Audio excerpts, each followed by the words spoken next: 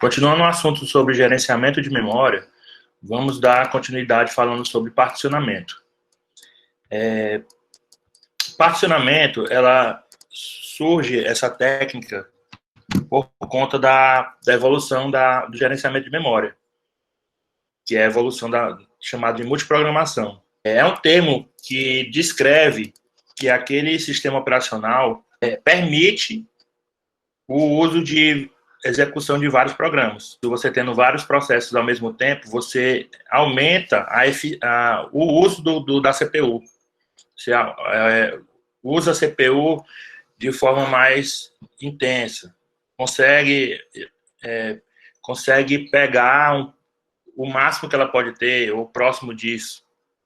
E essa técnica de particionamento, para que ela serve?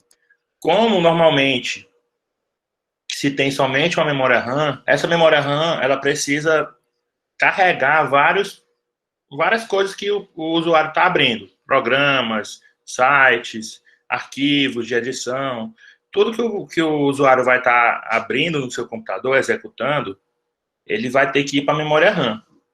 E para que vários programas desses, processos desses, vá para a memória RAM, elas têm que ser organizadas de uma forma onde tem espaço para todos.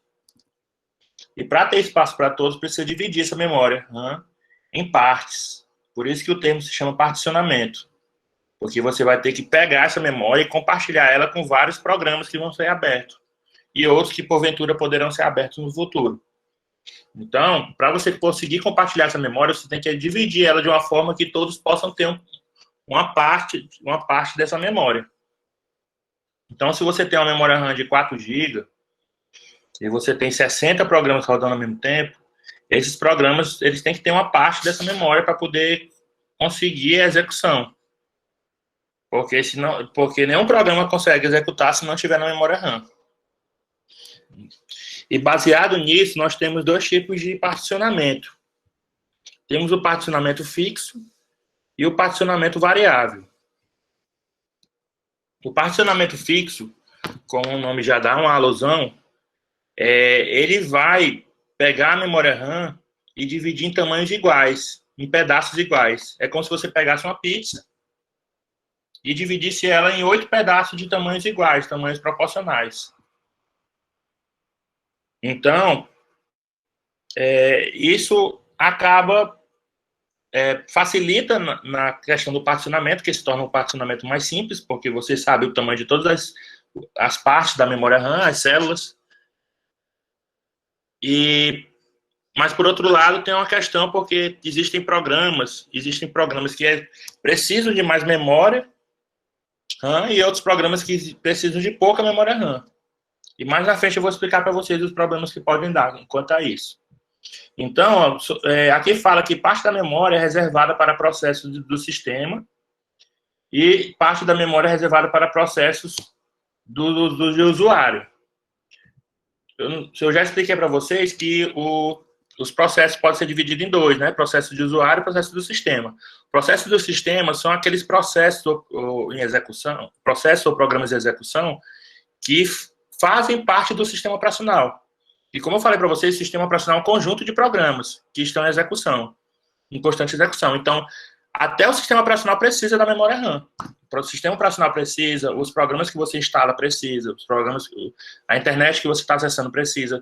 Então, até o próprio sistema operacional precisa da memória RAM. Então, existe uma parte da memória RAM que é reservada para o sistema, para ele utilizar aquele espaço para executar os processos do próprio sistema operacional. E aí, essa memória é reservada para os processos do sistema, que é o sistema operacional, e o restante da memória vai ser reservado para os demais processos que você, porventura, for abrir. A parte que é referente aos processos de usuários, que ele fala aqui, ela vai ser dividida em partições de tamanhos diferentes, porém com valores fixos. Aqui nessa imagem, nós temos um exemplo como se fosse a memória RAM. Aqui, essa primeira parte aqui seria a parte reservada da memória RAM referente ao sistema operacional e aos processos dele.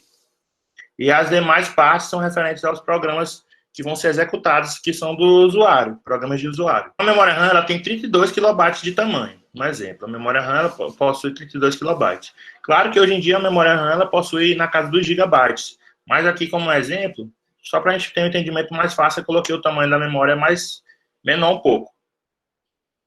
Então, ele fala o seguinte: processos pequenos, eles vão ser alocados em espaços de tamanho de 4 kilobytes. Processos médios vão ser alocados nos espaços que têm o tamanho referente a 6 kilobytes.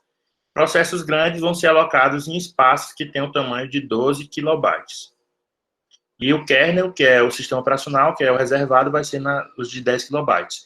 Então, o que é que está descrevendo esse exemplo? Ele está descrevendo que a memória RAM foi dividida em partes, e existem partes que são de 4 kilobytes, de 6 kilobytes, de 12 kilobytes e de 10 kilobytes. E aí ele fala que a regra é que vai ser classificado os processos de acordo com o seu tamanho, né, que ele fala aqui, o tamanho de espaço que ele vai utilizar, e os processos que são considerados pequenos, de acordo com a lógica lá do sistema operacional, eles vão ser jogados nesse espaço aqui, que é o menor. Os médios vão ser jogados de 6, os grandes de 12, e o kernel vai ser esse padrão aqui de 10. Só que mesmo assim, fazendo essa divisão por categoria de tamanho de processo, ainda não resolve um problema que é chamado de fragmentação interna. Por quê? Porque os processos, eles não vão ser... como vai ter processos de tamanhos diversos, que o sistema operacional às vezes nem vai esperar que tamanho vai ser esse, porque é aleatório, depende do usuário, o que o usuário vai abrir. O que acontece? Vamos aqui ver um exemplo. Vamos supor que você tem um processo de 2 kilobytes. Aí, a menor unidade que tem na memória RAM é 4 kilobytes. Então, esse vai ser jogado, esse processo de 2 kilobytes, dentro desse espaço que foi reservado aí para processos pequenos, que é o de 4 kilobytes. Então, se você fizer uma matemática simples, se tem 4 kilobytes e você vai jogar um processo de 2 kilobytes, vai sobrar 2 kilobytes. E, na regra do gerenciamento de memória, o que acontece? Cada parte só pode ter um único processo. Você não pode, em cada partição dessa aqui, ter mais de um processo. Então, se você colocou um processo dentro dos 4 kilobytes, sendo que ele é 2, você vai perder 2 kilobytes, porque ele só vai ocupar metade e a outra metade nenhum outro processo vai poder utilizar. E esses espaços que são desperdiçados na memória RAM é chamado de fragmentação interna. Por quê? Porque dentro da própria partição vai ter processos que não vão ser exatamente do tamanho dele, vão ser menores. E o espaço que sobra vai ser perdido. Então, no caso do particionamento fixo, o problema que pode acontecer e vai acontecer é a fragmentação interna. Existem várias formas de você fazer esse particionamento fixo.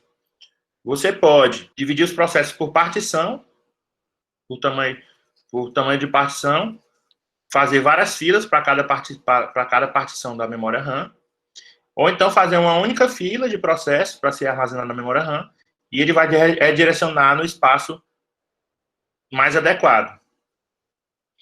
Então, aqui um exemplo. Aquele que criou uma fila para processos menores, aqui processos um pouco maiores que esse, e esse aqui processos de até 6 megabytes, processos de até 8, de até 12 e de até 16. Então, um novo processo vai ser criado aqui e vai precisar ser gravado na memória RAM para ser executado. Então, dependendo do tamanho dele, ele vai ser direcionado para a sua fila, a fila mais adequada para ele. Então, se aqui temos um processo de 10 megabytes, ele vai jogar para essa fila aqui, que é de 12. Aí vai ter vários processos aqui esperando a vez de ser armazenados nesse espaçamento de 12, nessa partição de 12. Do mesmo jeito, vai ter processo no de 8, no de 6, no de 4, no de 2, no de 16 e assim por diante. E nesse outro exemplo, é uma única fila de execução dos processos e o processo que for sendo executado vai para essa fila e quando chegar a vez dele, ele vai sendo direcionado para o espaço disponível o menor possível. Quando você usa tamanhos fixos, todas as células sendo do mesmo tamanho, que também é possível, a chance de fragmentação interna vai ser maior do que você dividindo entre várias partições de tamanho fixos pequenos, de tamanhos diferentes. Por exemplo, Aqui vai ter várias partições de 16 megabytes, várias partições de 12, várias de 8, várias de 6, várias de 4, várias de 2. Mas vai ser somente esses tamanhos, mas classificado de acordo com esses tamanhos aqui. Mas vai ser somente esse, não vai ter de 9, não vai ter de 15, não vai ter de 21, só vai ter somente essas partições com esses tamanhos. E o processo que precisar na memória RAM vai ter que se adequar a essas partições disponíveis. E tem um outro exemplo que todas as partições vão ter o mesmo tamanho. Vamos supor que todas as partições vão ter 8.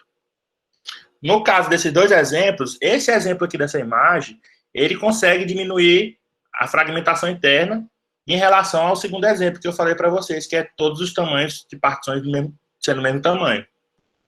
Por quê? Porque se você tem um processo que ele só vai ocupar 1 KB e o tamanho da partição for 10 KB, ele vai perder 9 KB se ele acessar uma dessas partições. Agora, se você tem partições de 1 KB, de 2 KB, de 8, 16, de 20, 24, e você tem um processo muito pequeno, ele vai pegar a menor partição possível para ele, para poder não ter tanto prejuízo de espaço desperdiçado. Por isso que esse particionamento fixo aqui com padrões de tamanhos variados aqui, ele vai diminuir a fragmentação interna mais do que sendo uma outra memória que tenha tamanhos fixos, todas as células sendo do mesmo tamanho. Então, você consegue diminuir um pouco esse prejuízo da fragmentação interna, fazendo essas partições de tamanhos múltiplos. Partições fixas, elas continuam sendo fixas, mas têm tamanhos múltiplos.